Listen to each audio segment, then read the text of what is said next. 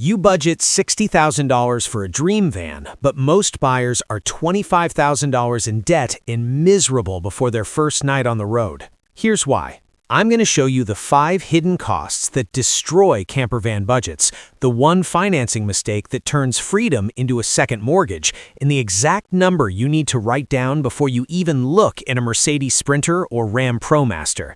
Because here's what nobody admits. The van is just the entry fee. It's everything that comes after, the conversion, the breakdowns, the monthly burn rate that either sets you free or buries you in regret for the next 7 years. Section 1. The Real Cost Framework. Let's kill the biggest myth first.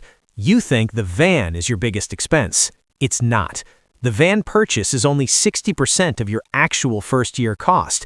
The other 40%? That's what I call the activation cost, the money that turns a metal box into something you can actually live in. Here's what vanishes from your bank account the second you buy. Insurance on a converted van runs 40% higher than a normal vehicle because it's now classified as an RV. Registration in states like California, $800 a year. Pre-purchase inspection from a diesel mechanic, $300, but skip it and you'll pay $4,500 when that 2017 Sprinter with 90,000 miles needs transmission work 3 months later. Quick math, $65,000 van plus $10,000 conversion plus $5,000 in first-year surprises equals $80,000, and that's before you've slept in it once. Think that DIY conversion saves you money? Let me show you what most people lose when the wiring fails. Section 2. The Conversion Trap. Here's the lie everyone believes. I'll save $30,000 doing the conversion myself. Maybe if you're a carpenter, electrician, and plumber with 6 months of free time and a high tolerance for mistakes that cost you double to fix later. Professional conversions on a Ford Transit or ProMaster run $25,000 to $50,000. Sounds expensive until you realize this. A pro-built van from Storyteller Overland, Outside Van, or even Pleasureway to Fino holds 70% of its value after 3 years. A poorly executed DIY build? I've watched $40,000 DIY conversions sell for $32,000 because the solar setup looked sketchy and buyers walked away. DIY materials alone cost $15,000 minimum, and that's plywood cabinets, basic solar, a portable toilet, and a bed platform. No Dometic fridge, no MaxxAir fan, no lithium battery upgrade. Think that $15,000 DIY is safe? Wait until you see what buyers lose when amateur electrical work scares them off. The smart play? Buy a lightly used, professionally converted van. Someone else ate the 30% depreciation hit. You get a proven electrical system, and you can resell it without losing your shirt. But here's what really kills budgets, and it has nothing to do with the van itself. Section 3. The lifestyle cost nobody warns you about. This is where the math gets emotional. Full-time van life costs $1,800 to $3,200 per month, depending on whether you're stealth camping at truck stops or paying for RV parks with hookups. That's fuel, food, campground fees, a gym membership for showers, cell service, and the random $600 repair that hits every 8 weeks like clockwork. Retirees, you need to hear this. You're not going to boondock in a Walmart parking lot at 68 years old. You want hookups, Wi-Fi, and a real bathroom. Budget $45 to $75 per night if you're moving around, or $600 to $900 monthly if you stay put. That's $7,200 to $10,800 a year just for a parking spot. Families, add 30% to everything. Kids break stuff. That $2,000 fridge isn't surviving 3 years of family van life without at least one $400 service call. Would you rather pay $24,000 in interest or keep $10,000 in emergency cash? I'll show you why most buyers choose wrong. Section 4. The Financing Nightmare. Here's the most controversial thing I'll say in this video. Financing a camper van is how you turn freedom into a trap.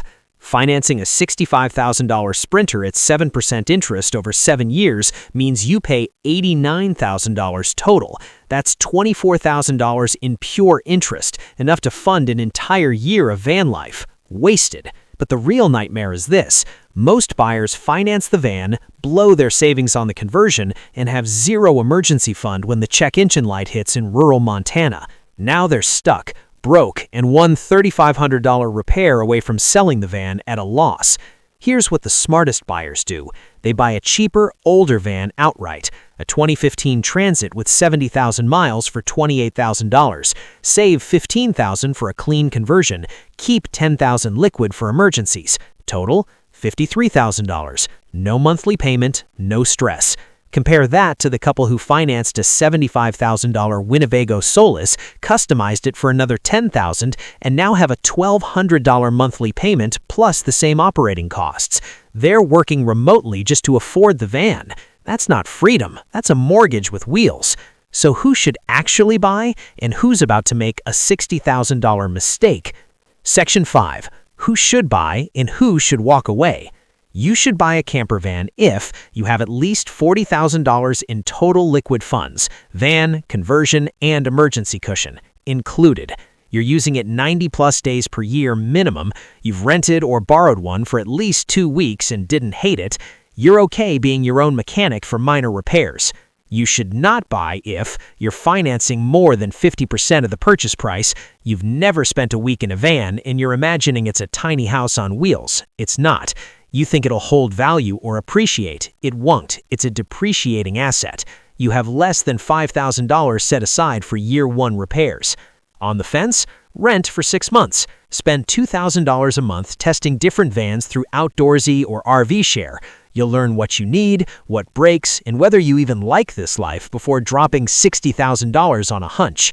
And here's something that'll surprise you about who actually has zero regrets.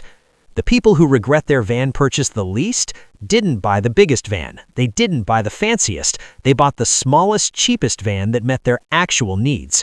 A couple I know bought a bare-bones 2016 ProMaster 1500 for $24,000, spent $8,000 on a simple conversion, and they've been full-time for 3 years. Zero regrets.